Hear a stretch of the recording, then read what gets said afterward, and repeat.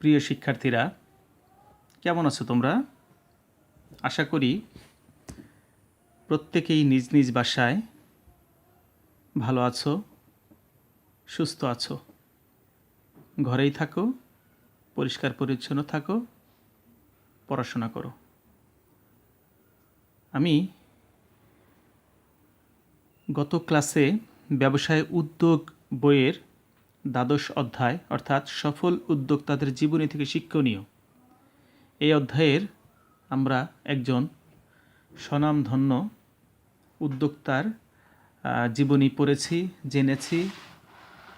তিনি হলেন জনাব জহুরুল ইসলাম। তো আমি তোমাদের বলেছিলাম ছোট ছোট জ্ঞানমূলক প্রশ্ন তৈরি করার জন্য। আশা করি তোমরা সবাই করেছো। যারা করনি তারা করে ফেলবে। প্রত্যেকটা লাইন থেকে কিন্তু এক একটি প্রশ্ন করা যায়, গত ক্লাসে আমি বলেছি। ঠিক আছে? তো একটু খেয়াল রাখবে, পাশাপাশি বেশ কয়েকবার রিডিং পড়বে। হ্যাঁ, চেষ্টা করবে যতটুকু সম্ভব মুখস্থ করার জন্য। ঠিক আছে? কারণ এখানে বেশ কিছু বিষয় আছে মুখস্থের বিষয়। তাদের জন্মসাল, কোথায় জন্ম, ঠিক আছে, বিভিন্ন সাল আছে। এই জন্য একটু কেয়ারফুলি, খুব যত্ন সহকারে পড়তে হবে। ঠিক আছে? তো আজকে আমরা আরেকজন স্বনামধন্য উদ্যোক্তা সম্পর্কে জানব, জনাব স্যামসন এইচ চৌধুরী। তার সম্পর্কে আমরা জানব। বুঝতে পারছো? তো সবাই বইটি হাতে নাও এবং বইয়ে খুলে রাখবে।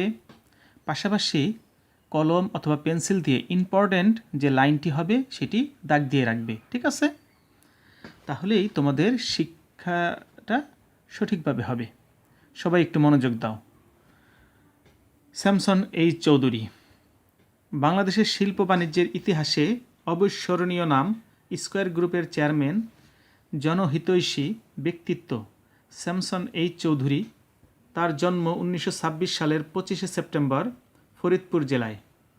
পিতা এইচ চৌধুরী ও মাতা লতিকা চৌধুরী। খেয়াল করছ? প্রত্যেকটা লাইনে কিন্তু এক একটি কোশ্চেন। জন্মসাল, তারিখ, জেলা, হ্যাঁ, পিতার নাম, মাতার নাম। ঠিক আছে? প্রত্যেকটা কিন্তু এক একটা কোশ্চেন, মনে রাখবা। স্যামসন চৌধুরীর পিতা ছিলেন আউটডোর ডিসপেন্সারির মেডিকেল অফিসার। ঠিক আছে? তার পিতা কী ছিলেন? আউটডোর ডিসপেন্সারির মেডিকেল অফিসার। তিনি 1930 থেকে 40 সাল পর্যন্ত কলকাতার বিষ্ণুপুর উচ্চ বিদ্যালয়ে পড়াশোনা করেন। খেয়াল করছো? সবই কিন্তু ইম্পর্টেন্ট, লাইনগুলো দাগ দিয়ে রাখবে। সেখান থেকে তিনি সিনিয়র ক্যামব্রিজ ডিগ্রি অর্জন করেন। এরপর তিনি হার্ভার্ড ইউনিভার্সিটি স্কুল থেকে ব্যবস্থাপনা বিষয়ে ডিপ্লোমা ডিগ্রি অর্জন করেন। শিক্ষাজীবন শেষে তিনি ফিরে আসেন পাবনার আতাইকুলা গ্রামে। পিতার পেশার কারণে ছোটবেলা থেকেই তিনি ঔষধ নিয়ে নাড়াচাড়া করতেন। খেয়াল করছো? যেহেতু তার পিতা একজন আউটডোর ডিসপেন্সারি মেডিকেল অফিসার ছিলেন, সেহেতু সে ছোটোবেলা থেকেই কী করতো? ঔষধ নিয়ে নাড়াচাড়া করতেন। অনেক চিন্তা ভাবনা করে তিনি ফার্মেসি বা ঔষধের দোকানকেই ব্যবসা হিসেবে গ্রহণ করেন। খেয়াল করছো? আজ আমরা স্কয়ার গ্রুপের খুবই নামি দামি বিভিন্ন ধরনের ওষুধ ব্যবহার করতেছি। ঠিক আছে? সবই কিন্তু তার অবদান। বুঝতে পারছো? গ্রামের বাজারে দিলেন একটি ছোট দোকান। সময়টি 1952 সাল, দাগ দিয়ে রাখো। হ্যাঁ, 1952 সালে ছোট একটি দোকান দিলেন। 1958 সালে তিনি ঔষধ কারখানা স্থাপনের একটি লাইসেন্স পান। দেখছো কিভাবে সে আস্তে আস্তে ধীরে ধীরে এগোচ্ছে। তিনি সহ আরও 3 বন্ধু মিলে প্রত্যেকের 20,000 টাকা করে মোট 80,000 টাকায়, খেয়াল করো, মাত্র 80,000 টাকায় 12 জন শ্রমিক নিয়ে স্থাপন করেন স্কয়ার ফার্মাসিউটিক্যালস। এই কারখানায় প্রথম যে ওষুধটি তৈরি হয় তা ছিল রক্ত পরিশোধনের অ্যাস্টন সিরাপ। খেয়াল করছো? প্রথম কোনটা তৈরি হয়? Aston syrup. এর কাজ কি? রক্ত পরিশোধন করা। ঠিক আছে? দেশীয় আমদানিকারকদের কাছ থেকে চড়া দামে কাঁচামাল কিনে তৈরি করতে হতো এই ওষুধ। গুণগত মানের সাথে আপোস করা হয়নি কখনো। গুণগত মানের কারণেই প্রেসক্রিপশনে এই ওষুধের নাম উল্লেখ করতেন স্থানীয় ডাক্তারগণ। খেয়াল করছো? মান যেহেতু ভালো ছিল, সব ডাক্তাররা তার প্রতিষ্ঠানের ঔষধের নাম লিখতেন। এক পর্যায়ে নামকরা কোম্পানির ঔষধের চেয়েও বেশি চলতে থাকে স্কয়ারের এ ঔষধ। তিনি স্বপ্ন দেখেছিলেন স্কয়ার একদিন অনেক বড় হবে। এ স্বপ্ন বুকে, খেয়াল করো সবাই, এ স্বপ্ন বুকে নিয়ে অফুরন্ত উদ্যম ও সাহসকে পুঁজি করে সামনের সব প্রতিকূলতাকে মোকাবেলা করে ধীরে ধীরে এগিয়েছেন তিনি। কঠোর পরিশ্রম, সততা ও শৃঙ্খলার মধ্য দিয়ে সেই ছোট উদ্যোগ আজ বিশাল স্কয়ার গ্রুপ অফ ইন্ডাস্ট্রিতে পরিণত হয়েছে। বর্তমানে সেখানে প্রায় 30,000 শ্রমিক কর্মরত। চিন্তা করতে পারো, 30,000 শ্রমিক কর্মরত। শুধু ঔষধ শিল্প নয়, এ শিল্প গ্রুপের ব্যবসায় সম্প্রসারিত হয়েছে প্রসাধন সামগ্রী, টেক্সটাইল, কৃষিপণ্য, তথ্য প্রযুক্তি, স্বাস্থ্যসেবা ও মিডিয়ায়। দেখছো, বিশ্বজুড়ে ছড়িয়ে পড়েছে স্কয়ারের পণ্য। ঔষধের গুণগত মান দেশে বিদেশে স্বীকৃত। পৃথিবীর 50টি দেশে রপ্তানি হচ্ছে স্কয়ারের ঔষধ। খেয়াল করছো? পৃথিবীর 50টি দেশে রপ্তানি হচ্ছে স্কয়ারের ঔষধ। দাগ দিয়ে রাখবে।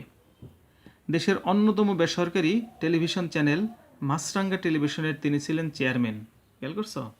মাছরাঙ্গা টেলিভিশন যে আমরা দেখি, চ্যানেলটি, এটিও ওনারই প্রতিষ্ঠিত, অর্থাৎ উনি এটার চেয়ারম্যান ছিলেন। তাছাড়া তিনি মেট্রোপলিটন চেম্বার ও ঔষধ শিল্প সমিতির সভাপতি ছিলেন। যুক্ত ছিলেন ইন্টারন্যাশনাল চেম্বার অ্যান্ড কমার্স বাংলাদেশের সাথে। স্যামসন এইচ চৌধুরী সম্পর্কে শোভা অধিকারী লিখেছেন, দেখো শোভা অধিকারী কী লিখেছেন, একাধারে তিনি ছিলেন মালিক, ম্যানেজার, হিসাবরক্ষক, টাইপিস্ট, কেরানি, শ্রমিক ও মেডিকেল রিপ্রেজেন্টেটিভ। অর্থাৎ তিনি যদিও প্রতিষ্ঠানের মালিক ছিলেন, তারপরেও ম্যানেজারের যে দায়িত্ব সেটিও সে পালন করতেন। প্রত্যেকটা বিষয়ের হিসাব রক্ষণ করতেন, প্রয়োজনে সে নিজে টাইপ করতেন। খেয়াল করছো? অর্থাৎ কেরানির কাজও সে করছে, শ্রমিকের কাজও করছে, এবং সবচেয়ে ইম্পর্টেন্ট যে কাজটি করতেন, মেডিকেল রিপ্রেজেন্টেটিভ, অর্থাৎ তার তৈরিকৃত ঔষধ বিভিন্ন ডাক্তারদের সাথে পরামর্শের জন্য সে বিভিন্ন ডাক্তারের কাছে যেতেন, যে তার ওষুধ সম্পর্কে কী করতেন, অবহিত করতেন, গুণগত মান সম্পর্কে বলতেন। বুঝতে পারছো? অর্থাৎ পরিচিতি বাড়ানোর জন্য সে মেডিকেল রিপ্রেজেন্টেটিভের কাজও করেছেন। যাই হোক, উপর থেকে নিচ পর্যন্ত এমন কোনো কাজ নেই যা তাকে করতে হয়নি। এদেশের প্রায় সবকটি শহর, বন্দর ও গঞ্জে স্কয়ারের তৈরি ঔষধ বাজারজাতকরণের উদ্দেশ্যে নিরলসভাবে ঘুরেছেন। বহু চড়াই উতরাই পেরিয়ে স্কয়ার এখন বাংলাদেশের একটি গর্বিত নাম। 2009-10 অর্থ বছরে স্কয়ার গ্রুপ বছরের সেরা করদাতা হিসেবে জাতীয় রাজস্ব বোর্ড কর্তৃক নির্ধারিত হয়েছিলেন। দেখছো?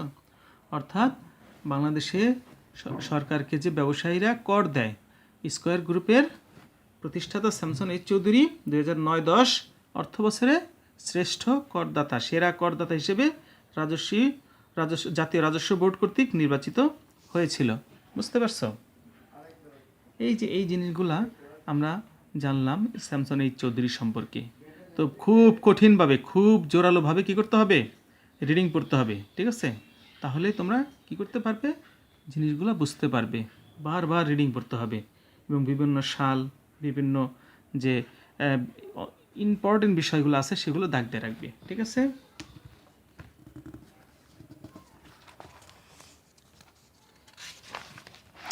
দেখো তারপরে কি বলছে,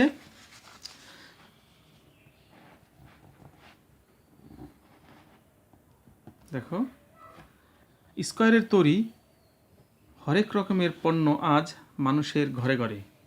মান, প্রতিযোগিতামূলক মূল্য, গুণগত মান ও কাজের শৃঙ্খলার কারণে দেশে বিদেশে স্কয়ার পণ্য সমাদৃত। শিল্প সৃষ্টির নেশা স্যামসন চৌধুরীকে পৌঁছে দিয়েছেন সফল শিল্পপতি ও সার্থক উদ্যোক্তার কাতারে। নিরলস প্রচেষ্টা ও উদ্যমে তিনি একের পর এক গড়ে তুলেছেন নতুন নতুন শিল্প প্রতিষ্ঠান। বর্তমানে স্কয়ার গ্রুপের বিভিন্ন শিক্ষা প্রতিষ্ঠানের মধ্যে রয়েছে Square Pharmaceuticals, Square Toiletries, Square Textiles, Square Holdings, Square Spinnings, Square Consumer Products, Square Knit Fabrics, Square Fashions, Square Herbal and Naturals, Square হাসপাতাল লিমিটেড ইত্যাদি। দেখছো, তার প্রতিষ্ঠিত কতগুলো প্রতিষ্ঠান। এই প্রতিষ্ঠানে হাজার হাজার মানুষ প্রত্যক্ষ পরোক্ষভাবে জড়িত। ঠিক আছে। বিভিন্ন সময়ে গণমাধ্যমে দেওয়া সাক্ষাৎকারে এই শিল্প উদ্যোক্তা তার সাফল্যের ভিত্তি হিসেবে, খেয়াল করো, সফলতার ভিত্তি হিসেবে সে কী বলেছে? ধৈর্য, অধ্যবসায় ও সততাকেই মূল হিসেবে উল্লেখ করেছেন। ধৈর্য, অধ্যবসায় ও সততাকেই, তিনটা কিন্তু খুবই গুরুত্বপূর্ণ বিষয়। বুঝতে পারছো? এটি নিজের মনে ধারণ করার চেষ্টা করবে। প্রতিটি স্তরে সর্বোচ্চ মূল্যবোধ ও নৈতিকতার চর্চায় স্কয়ারকে মানুষের আস্থার আসনে বসিয়েছে বলে তিনি বিশ্বাস করতেন। সর্বদাই আশাবাদী এ উদ্যোক্তা মালিক ও শ্রমিকের যৌথ প্রয়াসকেই ব্যবসায় সাফল্যের চাবিকাঠি হিসেবে মনে করতেন। শ্রমিক বান্ধব এই শিল্পপতির কারখানায় কখনো শ্রমিক অসন্তোষ দেখা দেয়নি। 2012 সালের 5ই জানুয়ারি 86 বছর বয়সে এই কীর্তিমানের জীবনাবসান হয়। তার স্ত্রীর নাম অনিকা চৌধুরী, তার 3 ছেলে তপন চৌধুরী, অঞ্জন চৌধুরী ও স্বপন চৌধুরী ব্যবসায়ী হিসেবে স্ব ক্ষেত্রে প্রতিষ্ঠিত। বুঝতে পারছো? এই যে ওনার জীবনী সম্পর্কে আমরা জানলাম। ঠিক আছে, কত কিছু সে করেছে। আরও কিছু বিষয় জানি। দেখো কি বলেছে। পুরস্কার ও স্বীকৃতি স্বরূপ দেশের বেসরকারি খাতে শিল্প স্থাপন, পণ্য উৎপাদন, কর্মসংস্থান সৃষ্টি ও জাতীয় আয় বৃদ্ধি সহ সামগ্রিকভাবে জাতীয় অর্থনীতিতে অবদান রাখার জন্য 2010 সালে সরকার 42 জন ব্যক্তিকে বাণিজ্যিকভাবে গুরুত্বপূর্ণ ব্যক্তি নির্বাচিত করে। ঠিক আছে, অর্থাৎ সিআইপি মানে কমার্শিয়ালি ইম্পর্টেন্ট পারসন। বুঝতে পারছো? সিআইপি নির্বাচন করে। তার মধ্যে বৃহৎ শিল্পগোষ্ঠীর 18 জনের মধ্যে একজন ছিলেন স্যামসন এইচ চৌধুরী। দেখছো, 18 জনের মধ্যে একজন ছিলেন স্যামসন এইচ চৌধুরী। তিনি 2000 সালে দৈনিক ডেইলি স্টার ও ডিএইচএল প্রদত্ত বিজনেসম্যান অব দি ইয়ার এবং 1998 সালে আমেরিকান চেম্বার অব কমার্সের দৃষ্টিতে বিজনেস এক্সিকিউটিভ অব দি ইয়ার নির্বাচিত হয়েছিলেন। খেয়াল করছো? অর্থাৎ এই যে জিনিসগুলা, এগুলো একটু মনোযোগ সহকারে পড়বে। এই যে স্যামসন এইচ চৌধুরী সম্পর্কে আমরা জানলাম, বুঝলাম, তাই না? তো এই জিনিসগুলা একটু খেয়াল করতে হবে, মনোযোগ দিতে হবে, তা নাহলে কিন্তু মনে রাখতে পারবে না। বেশ কয়েকবার রিডিং পড়বে। রিডিং পড়ার পরে ছোট ছোট প্রশ্ন তৈরি করার চেষ্টা করবে। ঠিক আছে? ওকে, ছোট ছোট প্রশ্ন তৈরি করতে হবে, করে সুন্দর করে লিখে রাখবে। ঠিক আছে? প্রচুর প্রশ্ন কিন্তু জ্ঞানমূলক কোশ্চেন বা অবজেক্টিভ টাইপ কোশ্চেন এখান থেকে হতে পারে। বুঝতে পারছো? সবাই একটু মনোযোগ দিবে। ঠিক আছে? তো এরপরে আমরা জানব আরেকজন উদ্যোক্তা শাহিদা বেগম। গৃহবধূ থেকে কিভাবে সে উদ্যোক্তা হলেন। শাহিদা বেগম বরিশালের লিবার্টি জেন্টস টেলার্সের স্বত্বাধিকারী শাহিদা বেগম শখ বা পরিকল্পনা করে নয়, নিতান্তই প্রয়োজনে তিনি ব্যবসায় শুরু করেন। কখনো ভাবেননি এরকম কিছু করতে হবে। এক্ষেত্রে তার কোনো অভিজ্ঞতাই ছিল না। যখন শুরু করলেন তখন নানা বাধা বিপত্তির মধ্যে পড়েছিলেন। ঠিক আছে, যেহেতু মহিলা মানুষ সেহেতু বিভিন্ন ধরনের প্রবলেমে সে পড়েছিলেন, কিন্তু দেখো তারপরে সে কিভাবে উদ্যোক্তায় পরিণত হয়। কিন্তু দৃঢ় মনোবল ও পরিশ্রমী তাকে এনে দিয়েছে সাফল্য ও সম্মান।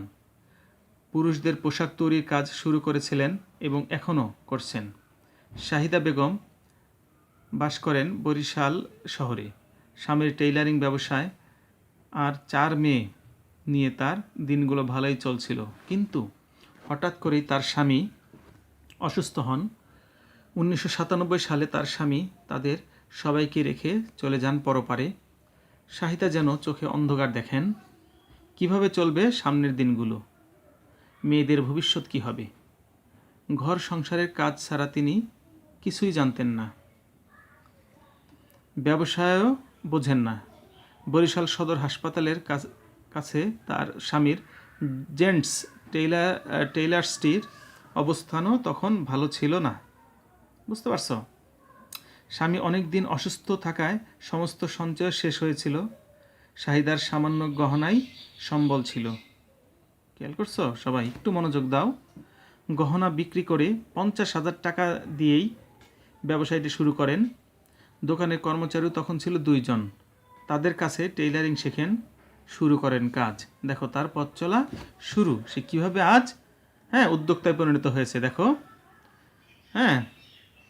এই শাহিদা বেগমের ছবি আছে এখানে, ঠিক আছে? সবাই একটু মনোযোগ দাও, বইটি খোলো। তারপরে দেখো, ঠিক আছে? শুরুতে পুরুষ ক্রেতা, পরিবারের লোকজন, আত্মীয় স্বজন কেউ এ কাজটিকে ভালোভাবে নেননি, কিন্তু তিনি হাল ছেড়ে দেননি। আত্মবিশ্বাস ও কঠিন মনোবল নিয়ে তিনি পুরো পরিস্থিতি সামলে নিয়ে একটি আধুনিক জেন্টস টেইলার্স গড়ে তোলেন। এভাবেই তিনি সাধারণ গৃহবধূ থেকে পুরোপুরি ব্যবসায়ী হয়ে ওঠেন। তিনি 2008 সালে সফল নারী উদ্যোক্তা হিসেবে SME ফাউন্ডেশন থেকে পুরস্কার পেয়েছেন। দেখছো? অর্থাৎ সে 2008 সালে সফল নারী উদ্যোক্তা হিসেবে SME ফাউন্ডেশন থেকে পুরস্কার পেয়েছেন। দেখছো কোথা থেকে কোথায় চলে আসছে। তো সব কিছুর জন্যই কিন্তু অবশ্যই অধ্যবসায় থাকতে হবে, পরিশ্রম থাকতে হবে। এগুলা মনে রাখবা।